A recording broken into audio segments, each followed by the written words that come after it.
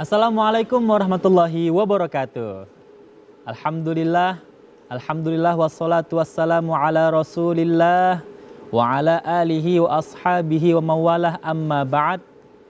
Bersyukur kita kepada Allah Subhanahu wa Ta'ala, pada pagi hari menjelang siang ini kita kembali bertemu, bertegur sapa, bertatap muka dalam acara program Lintas Agama Islam Merajut Ukhuwah Islamiyah, tentunya hanya di TVRI, Rumah Sepak Bola Dunia untuk Indonesia. Salam beserta salam bersama kita haturkan kepada junjungan kita Nabi Muhammad sallallahu alaihi wasallam dengan melafazkan Allahumma sholli ala sayyidina Muhammad wa ala ali wa sayyidina Muhammad. Kita berharap beliau sudi memberikan syafaatnya kepada kita di yaumil akhir kelak nanti. Amin amin ya rabbal alamin.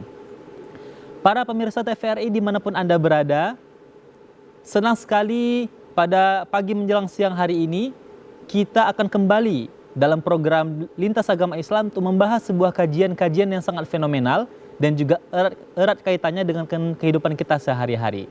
Nah, pada hari ini kita akan mengkaji sebuah topik mengenai syariat, larangan atau perlindungan. Nah, kita mengetahui para pemirsa seringkali dalam hidup ini kita bertanya-tanya, apakah syariat itu terkesan kaku, apakah syariat itu terkesan mengikat, atau malah membebani kita sebagai hamba Allah Subhanahu wa Ta'ala. Oleh karena itu, kita telah menghadirkan narasumber yang sangat luar biasa, yaitu penyuluh agama Islam Kantor KUA Kecamatan Tanjung Merawa, Al-Ustadz Jakasari Muda Tambunan STHI. Assalamualaikum Ustadz. Waalaikumsalam warahmatullahi wabarakatuh. Kaifa halik Ustadz? Alhamdulillah khair. Alhamdulillah ya. Ustadz, hari ini kita akan mengkaji mengenai tema syariat, larangan atau perlindungan. Ya. Namun sebelum kita lebih jauh mengkaji seperti tema kita pada hari ini Ustadz, sama-sama para pemirsa kita akan mendengarkan pembacaan ayat suci Al-Quran yang dibacakan oleh qari kita, juara 1 MTQ Internasional Pelajar SMP di Jakarta tahun 2025, yaitu Fathan Qoriba, yang akan membacakan Quran Surah Al-Ma'idah ayat 90-93. Kepada Ananda dipersilahkan.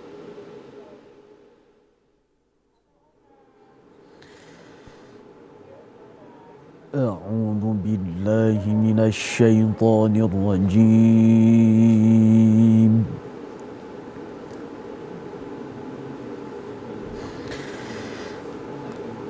Bismillahirrahmanirrahim.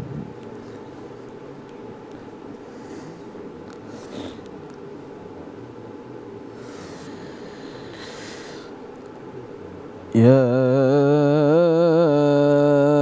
ayyuhalladzina amanu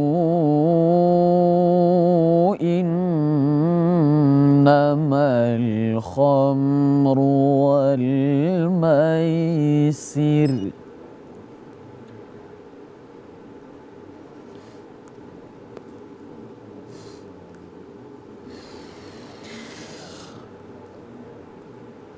innamal khamru wal maisiru wal ansabu wal azlamu rijsum min amali syaitan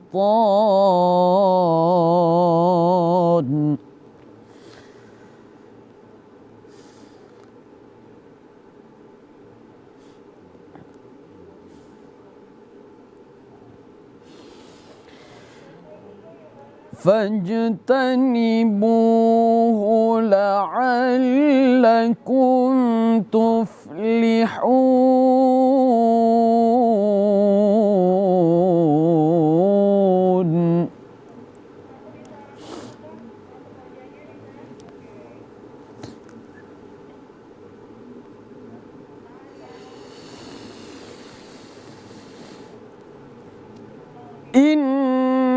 إنما يريد الشيطان أن يوقع بينكم العداوة والبغضاء في الخمر والميسر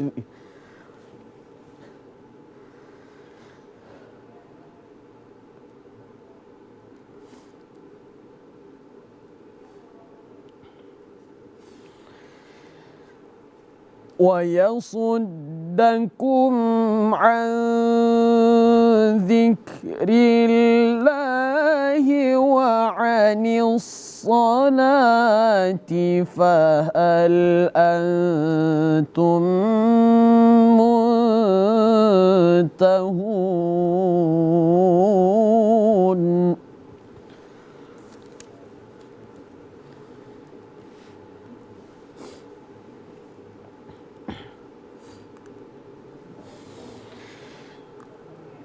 وأطيعوا الله وأطيعوا الرسول واحذروا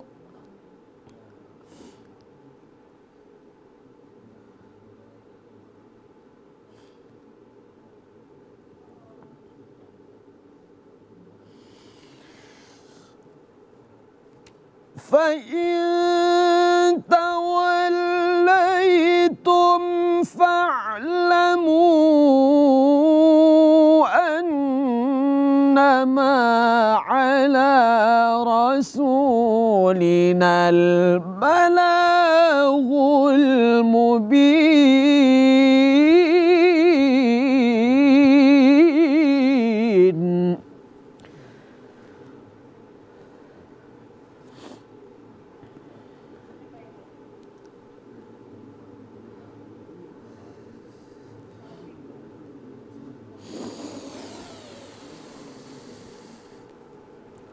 ليس على الذين آمنوا وعملوا الصالحات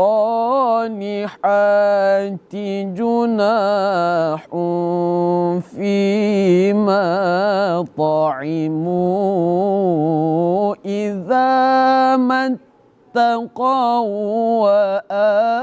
وآمنوا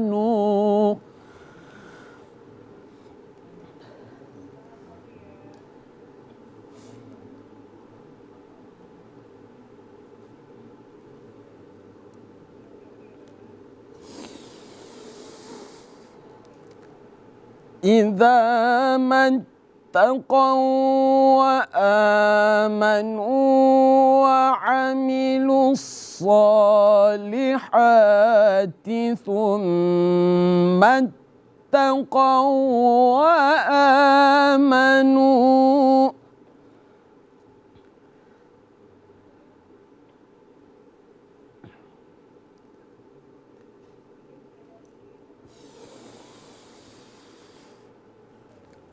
ثم اتقوا وآمنوا ثم اتقوا وأحسنوا والله يحب المحسنين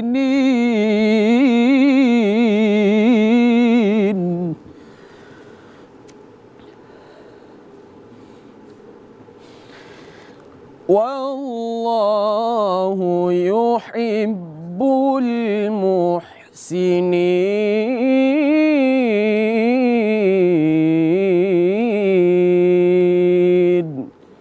صدق الله العظيم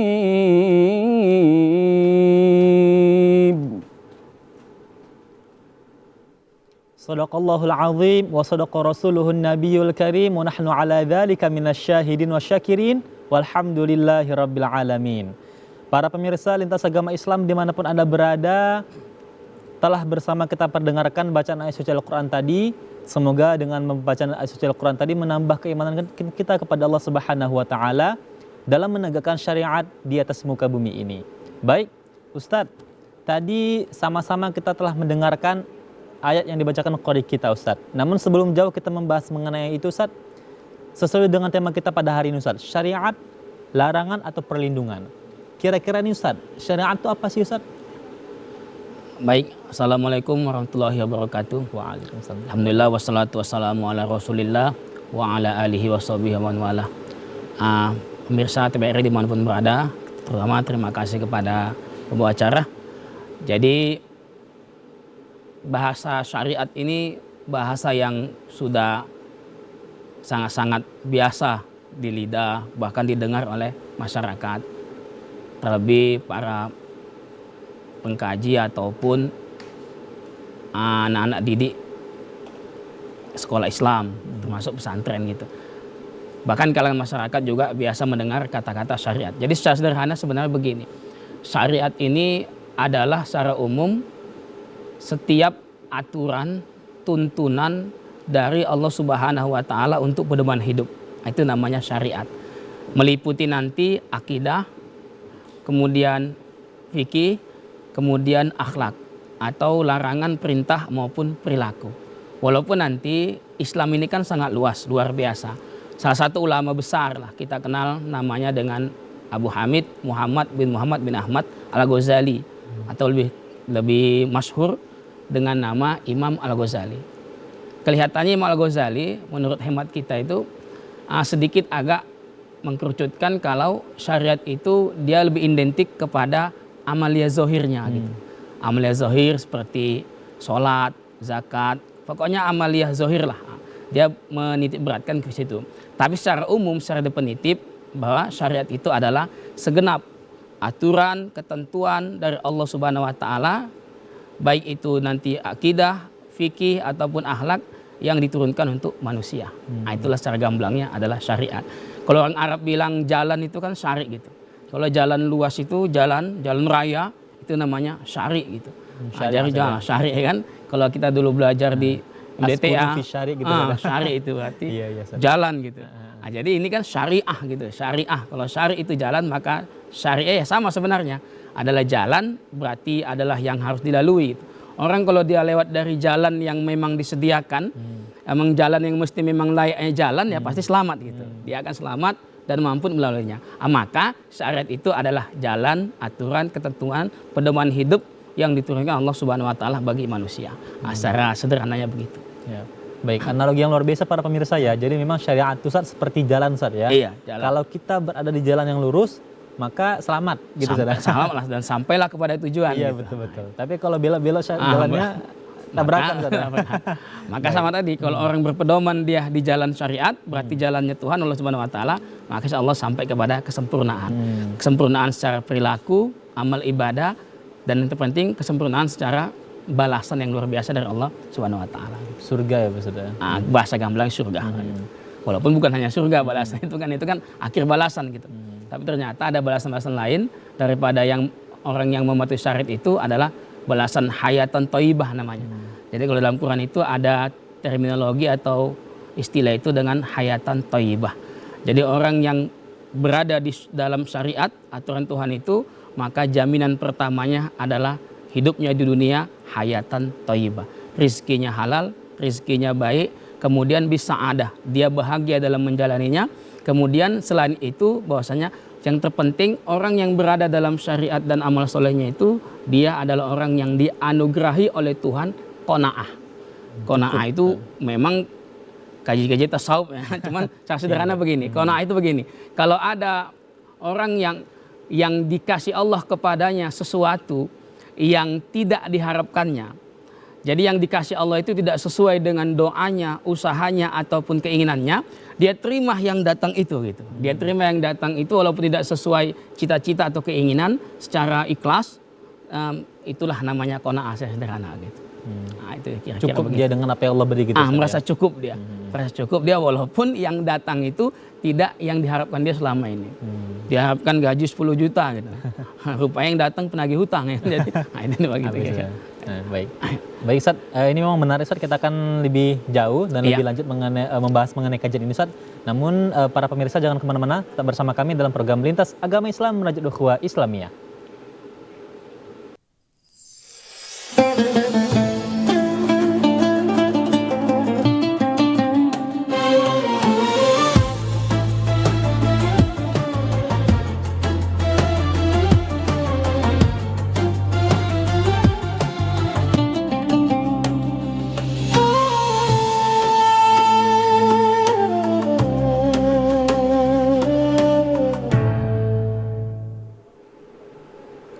Kembali lagi bersama kami dalam program Lintas Agama Islam Merajut Ukhuwah Islamiyah. Para pemirsa, Narasumber kita juga merupakan seorang staf pengajar di Pondok Pesantren Modern Nur Hakim Tembung. Baik Ustadz, tadi kita sudah membahas pendahuluan Ustadz mengenai apa itu syariat. Timbul pertanyaan Ustadz. Pertanyaan pertama kali yang terbenak di benak saya adalah Ustadz, terkadang Ustadz, kita merasa dalam hidup ini banyak orang merasa ketika ada Allah menetapkan sebuah syariat, ya, maka merasa itu sebagai sebuah kekangan, sebagai sebuah beban. Misalnya mengenai larangan tidak boleh membuka aurat seperti itu. Lantas di era modern sekarang ini banyak masyarakat kita yang mungkin berbusanakan bikini segala macam begitu Ustaz, ataupun keluar rumah tidak menutup auratnya begitu. Kira-kira bagaimana Islam memandang hal ini Ustaz? Baik. Jadi terima kasih pertama. Kemudian begini, sebenarnya itu mindset yang keliru gitu ya. Keliru Ustaz ya. Bahwasanya merasa terkekang atau merasa sangat terikat atau kata kasarnya merasa terbebani dengan syariat. Sebenarnya itu akibat pertama awalnya adalah tidak memahami atau tidak mengerti tujuan daripada syariat itu sendiri gitu. Maka perlulah ada penjelasan-penjelasan atau pemberitahuan tentang syariat, termasuk yang seperti kita laksanakan pada saat ini. Program ini kan mau meluruskan itu gitu, meluruskan pemahaman yang memang syariat itu kalau merasa terkekang, yang namanya manusiawi kalau diatur itu pasti terkekang. Itu umumnya gitu. Cuman seiring dengan pemahaman yang utuh terhadap pemahaman syariat, maka nanti akan merubah pola pikir dan kesadaran dirinya kalau itu bukan kekangan, tapi melainkan adalah kebutuhan. Contoh begini, kalau tadi yang disinggung adalah persoalan aurat, kan? Orang tidak menutup aurat. Padahal ya kita lihat tidak menutup aurat itu kan untuk keamanan, untuk keamanan, untuk harga diri seorang muslimah. Ketika dia menutup auratnya, maka dia akan menjadi lebih terhormat.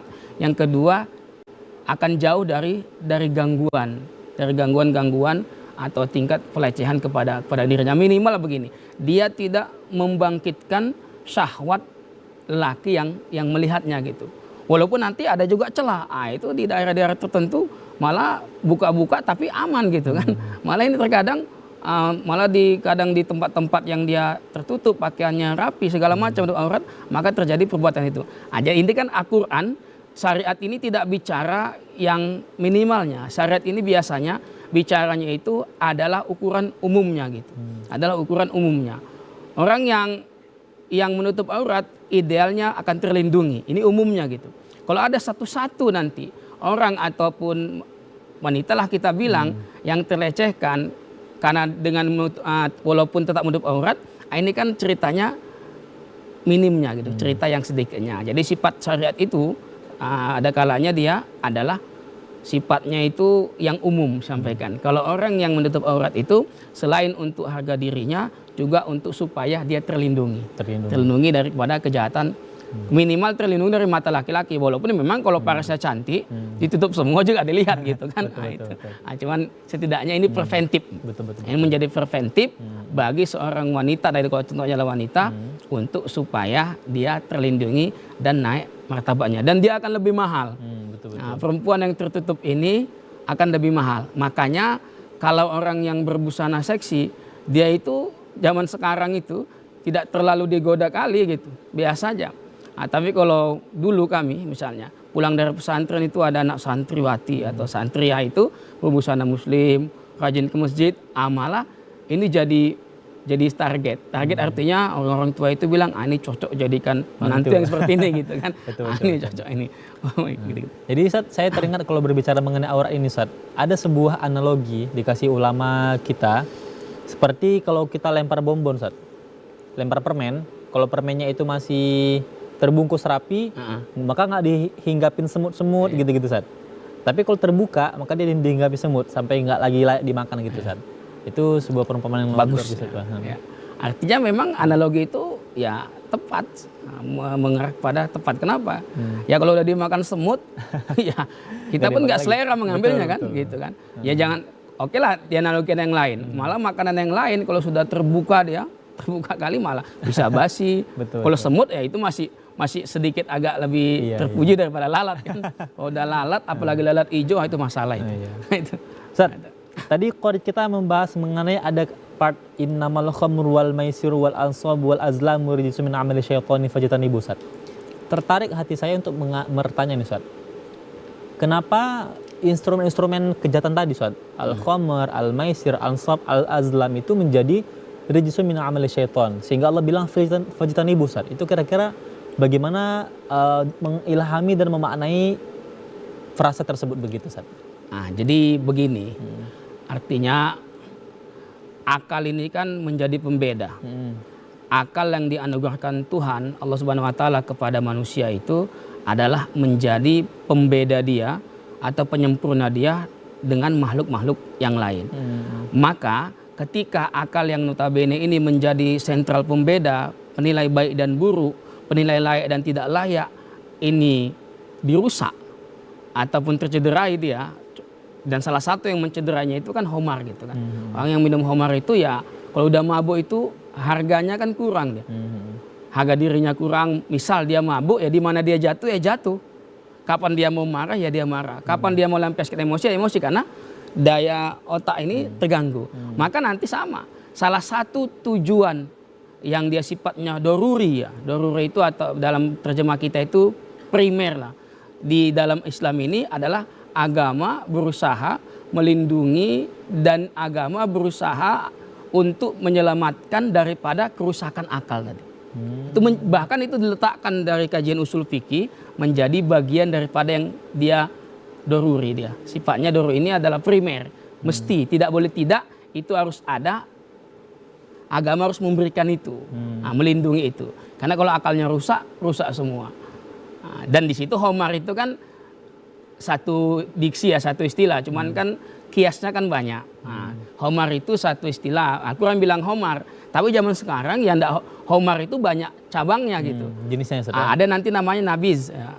Nabiz itu dia yang diperah dari selain anggur, tapi memabukkan. Maka tua itu dalam istilah fikih itu enggak disebut homar, cuma nabiz ya, karena dia olahan dari yang bukan anggur gitu.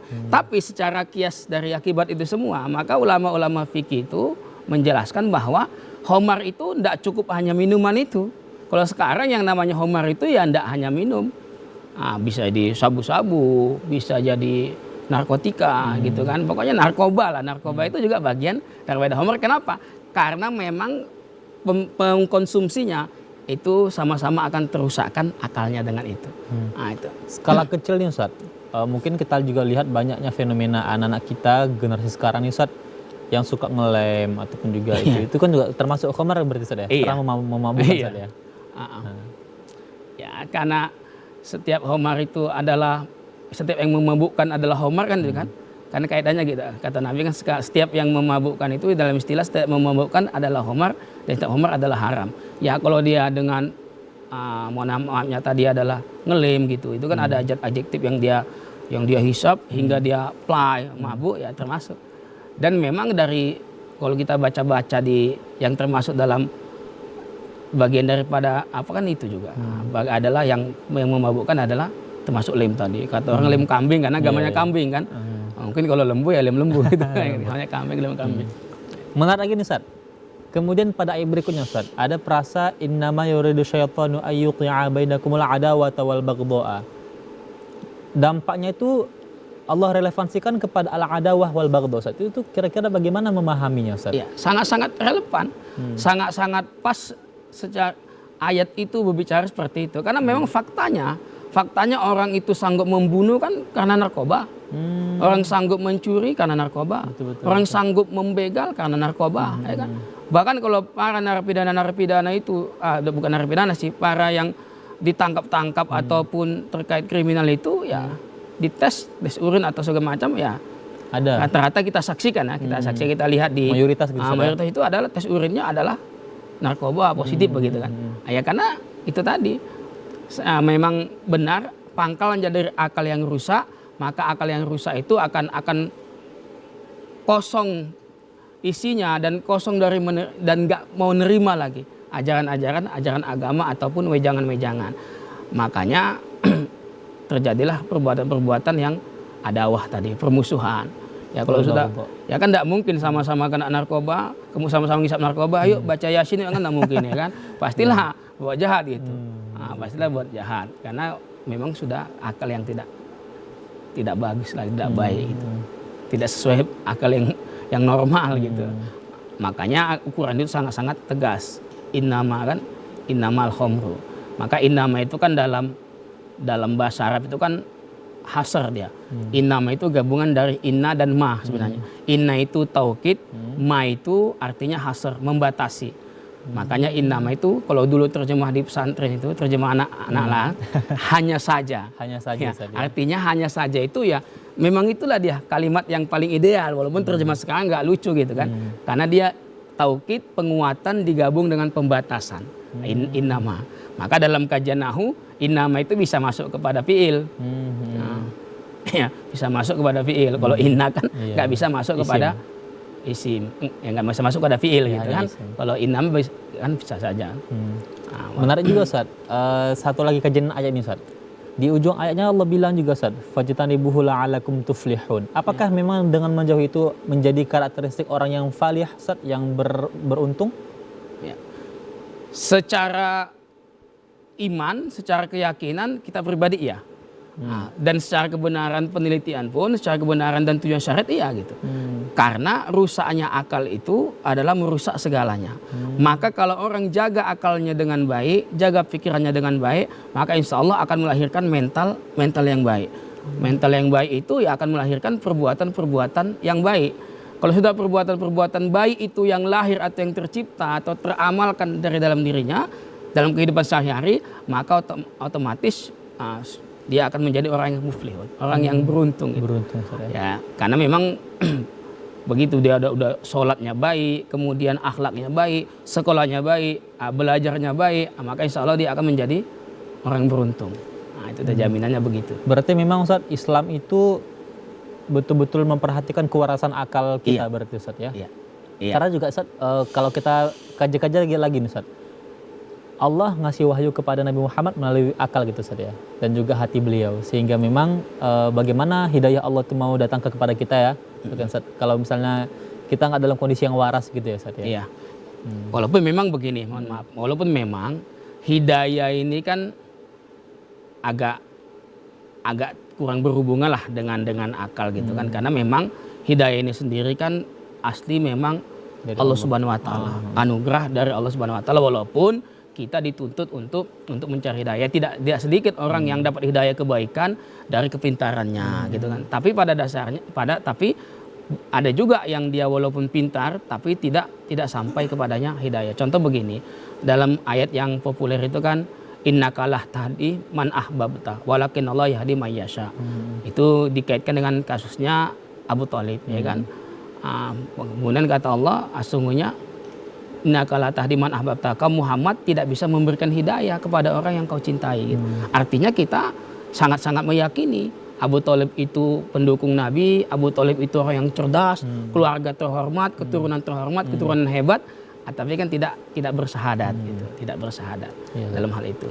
Baik Ustaz, jadi para pemirsa, kita akan kembali lagi dalam program Lintas Agama Islam Merajut Ukhuwah Islamiyah.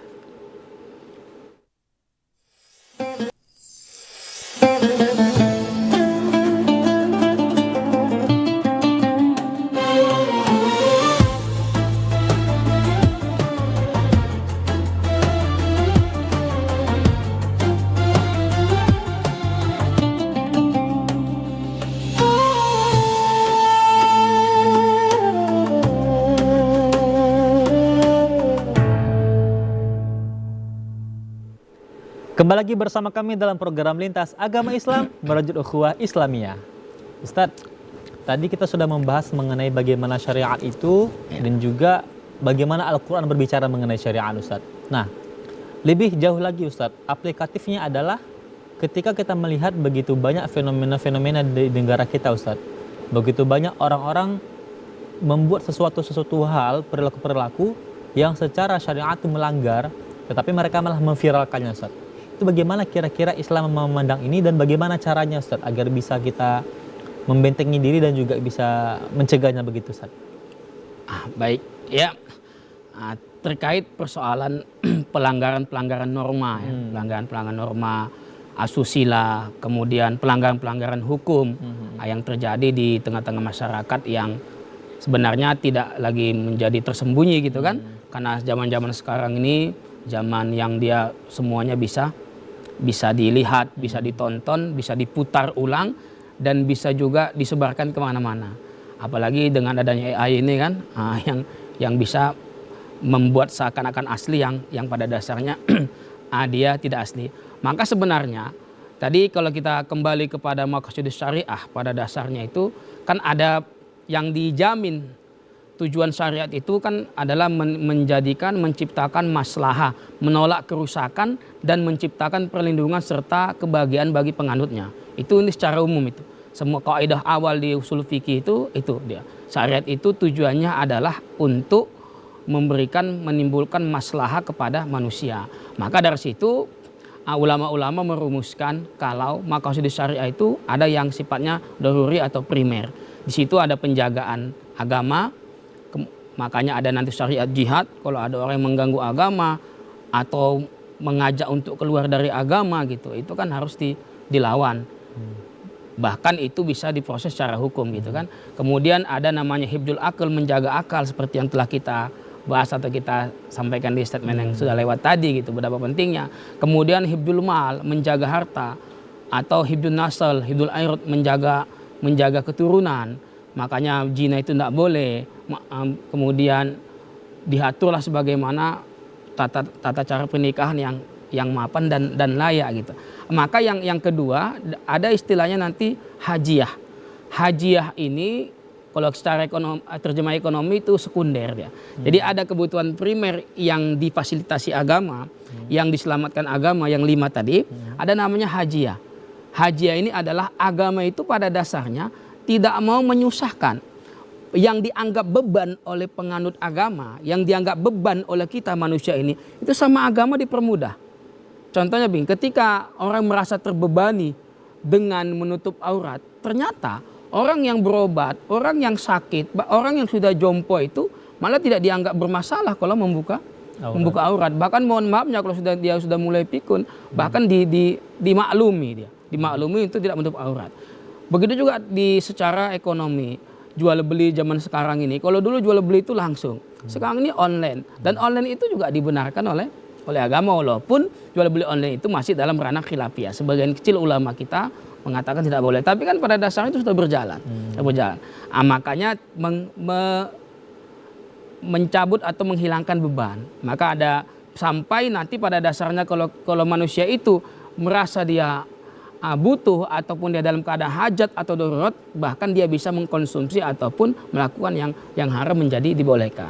Sebagaimana kaidah fikih, ad-daruratu tubihul mahjurat kan. Yang darurat itu adalah menghilangkan atau memaklumkan yang haram, yang dilarang gitu. Kemudian yang ketiga, itulah dia namanya kebutuhan pelengkap. Agama mengatur itu namanya tahsini. Atau tahsinia. Tahsinia itu kebaikan-kebaikan pelengkap. Kebaikan-kebaikan akhlak, norma moral, norma tata susila. Ini diatur agama. Bagaimana orang yang dianggap kazib itu, orang dianggap pendusta itu, kalau dia menyebarkan apa yang tidak dia ketahui. Cukuplah orang yang hanya mendengar kemudian menyebarkan, itu dianggap sebagai pendusta. Kan di dalam hadis itu. Artinya diatur. Kemudian apa? Perdagangan. Perdagangan jual beli diatur dalam norma sosial. Tidak boleh dijual yang membahayakan gitu. Kemudian tidak boleh disuruh anak-anak yang di bawah umur untuk ikut-ikutan menjual barang-barang terlarang gitu kan. Ini kan terjadi juga ini. Betul. Terjadi juga dimanfaatkan gitu kan, anak-anak kecil untuk menjual barang-barang yang terlarang. Ini termasuk bagiannya itu. Dikelola oleh agama. Agama itu memberikan arahan bahwasannya ini semua dilarang. Ini semua tidak baik, ini semua adalah bertentangan dengan ajaran agama. Ya kalau kita cerita solusi, maka zaman sekarang ini ada solusi yang baik. Salah satunya apa? Mendidik anak-anak itu ataupun memasukkan anak-anak itu ke lembaga agama, ke pondok-pondok pesantren yang di situ digodok mereka atau dididik mereka untuk belajar dengan baik itu. Yang kedua ya campur tangan negara itu penting gitu. Makanya kayak zaman sekarang ini kan pengangkatan penyuluh agama menjadi ASN dengan gaji yang sekian, dengan wilayah tugas dan tupoksi yang seperti ini, itu berusaha meminimalisir tingkat-tingkat maksiat dalam bahasa agama dan meminimalisir tingkat-tingkat kriminal dalam masalah dalam kategori hukum gitu. Nah, termasuk juga yang kita lakukan pada saat ini kan berusaha itu nih. Jadi program TPRI yang sekarang ini juga bagian mengamalkan daripada maqasidus syariah. Kalau maqasidus syariah tadi adalah menjaga akal. Nah, kita menyiarkan bagaimana memelihara akal. Maqasidus syariah itu juga salah satunya ada tahsini.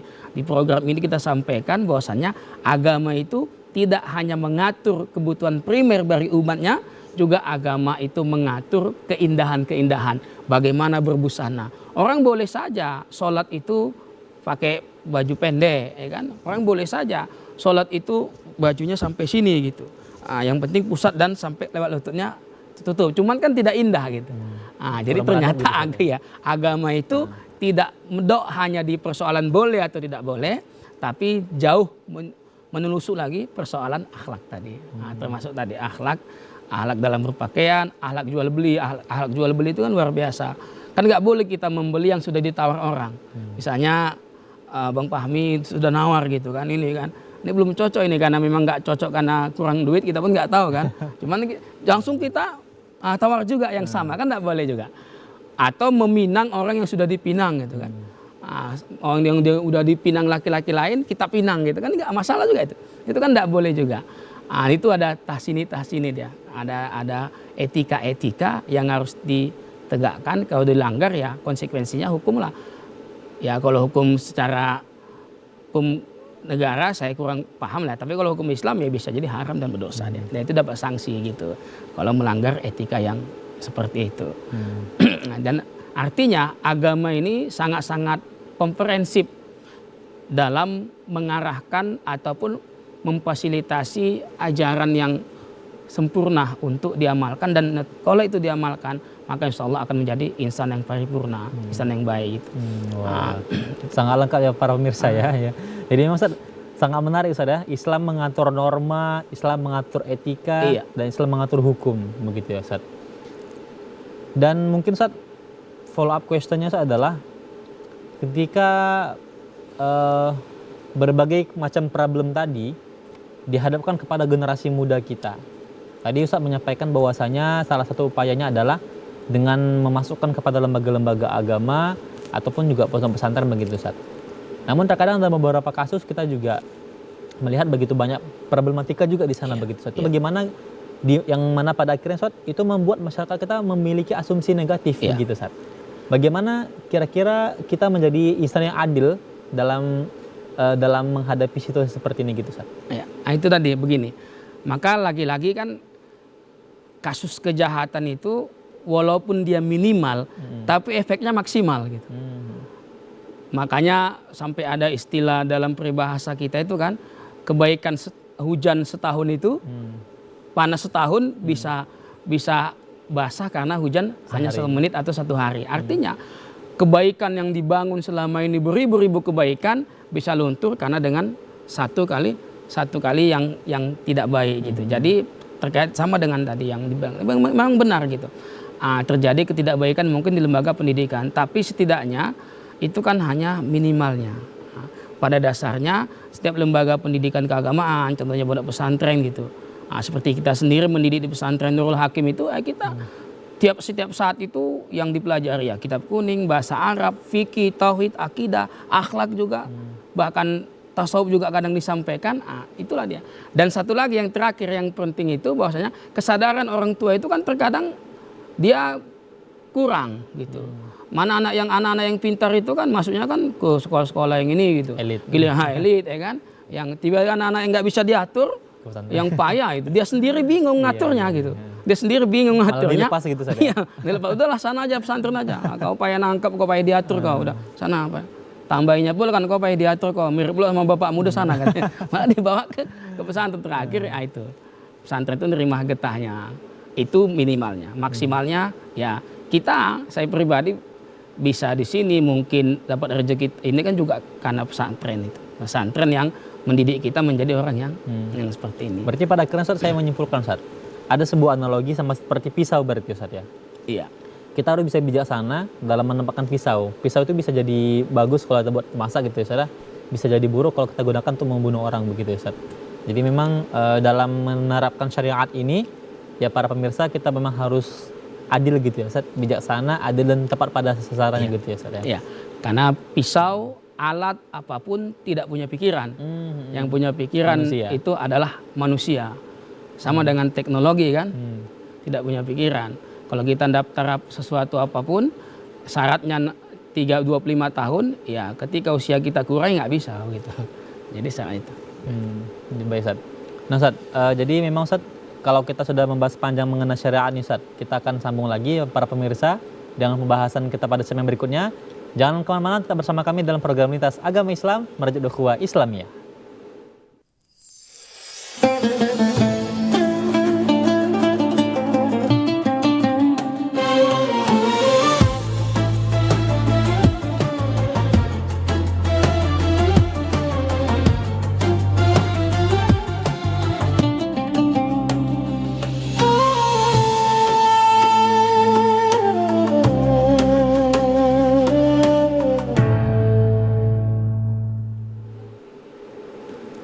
Kembali lagi bersama kami dalam program Lintas Agama Islam Merajut Ukhuwah Islamiyah. Ustadz, tadi kita sudah ada menyinggung nih Ustadz mengenai media itu sebagai alat. Nah, in this era gitu Ustadz, di era sekarang ini dengan masifnya teknologi media sosial, bagaimana agar gencotan syariat ini bisa kita maksimalkan begitu Ustadz? Apalagi sekarang ini banyak para Gen Z, Gen Alpha yang menggunakan media ini Ustadz. Kira-kira bagaimana kira-kiranya Ustadz? Baik, jadi kelihatannya memang di era sekarang ini perlu ada perang media gitu. Perang media dalam arti kata itu mengimbangi media-media yang negatif itu, yang konten-konten negatif itu dengan media-media dakwah yang kontennya positif gitu. Maka sama dengan di Kementerian Agama itu ada sebuah kewajiban pekerjaan itu untuk memposting atau menyampaikan media dakwah atau penyuluhan-penyuluhan keagamaan yang berbentuk karakter yang baik itu ke media gitu. Karena memang cara mengimbanginya seperti itu. Jadi pada dasarnya kita harus akui media ini adalah anugerah ya. Media ini adalah anugerah plus ujian gitu. Dia anugerah sekaligus adalah ujian bagi penikmat kita sekarang ini. Kita lihat kalau dulu nggak ada media segala macam ya kejahatan nggak terakses, kemudian kebaikan pun kurang terakses, ya orang santai-santai aja. Pergi pagi ke ladang, pulang sore aman. Kalau sekarang nggak lagi. Nah, sekarang kita kan telah berperang dengan media. Tapi harus kita pahami sebenarnya ini kan persoalan kecerdasan, persoalan pengawasan, dan persoalan kepintaran kita dalam mengatur bermedia sosial. Artinya, kalau dikatakan media ini adalah sumber bencana, enggak juga. Kalau dikatakan media ini adalah semua konten-konten itu bisa membahayakan, ya ada benarnya, cuman banyak juga konten-konten dakwah. Walaupun ya mohon maafnya kita harus pilih. Kita harus juga memilah-milah konten-konten dakwah ataupun siaran dakwah di media ini gitu kan. Jangan sampai yang bertentangan dengan akidah kita atau dengan paham-paham kita, terutama paham Ahlussunnah wal Jamaah kan, supaya tetap terbentengi. Jadi perlu ada saluran penyiaran ataupun postingan-postingan yang berbau agama gitu. Seperti ustaz-ustaz sudah mulai bertiktok ya kan. Ustaz-ustaz sudah mulai rekaman sendiri gitu di pengajian dikirim. Nah, itu salah satu cara untuk upaya lah untuk mengimbangi itu. Misalnya di beranda itu lewat gitu kan.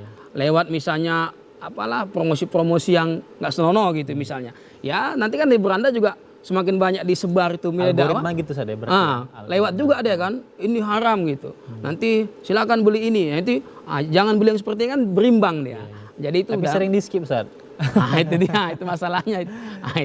Itu memang salah satu persoalan. Tapi setidaknya kan gini, setidaknya kan kita ini sudah berusaha, sudah mau dan sudah ikut serta untuk mengimbangi itu semua supaya meminimalisir lah.